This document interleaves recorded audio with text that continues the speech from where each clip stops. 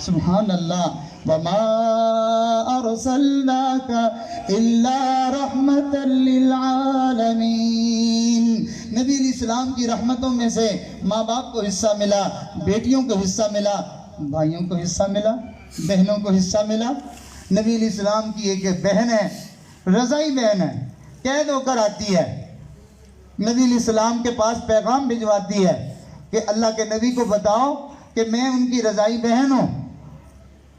तो वो सहाबी पैगाम लेके जाते हैं।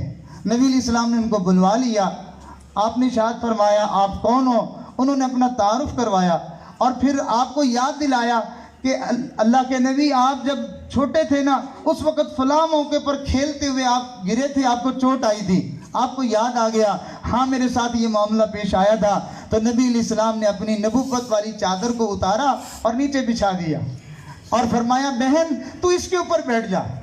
अब बहन की इज्जत और तौकीर करके नबी अलैहिस्सलाम ने अपनी उम्मत को जो है वो सबक देने का हक अदा कर दिया कि बहनों का एहतराम कैसे किया जाता है। और आज का भाई उसने अपनी सारी जो है वो दुश्मनी का रुख अपनी बहन की तरफ किया होता है। मैंने इससे नहीं बोलना, मैंने इसके घर नहीं जाना। अरे भाई लड़ाई झगड़ा करने के लिए सारा जहान खत्म हो गया था, ये बहन ही रह गई थी, अपनी बहनों के साथ लड़ते झगड़ते हैं। तो नबी अलैहिस्सलाम ने चादर के ऊपर बिठाया और फिर उसके बाद आपने इरशाद फरमाया बहन अगर तुम जाना चाहो तो मैं तुम्हें इज्जत के साथ रिहा करता हूँ, और अगर यहाँ रहना चाहो तो मैं सारी जिंदगी तुम्हारी कफालत करूँगा, सारी जिंदगी में तुम्हें खिलाऊं पिलाऊंगा। अर्ज करती हैं नहीं मैं तो जाना चाहती हूँ। नबी अलैहिस्सलाम ने उनको इज्जत के साथ जो है वो रवाना फरमाने का फैसला फरमाया।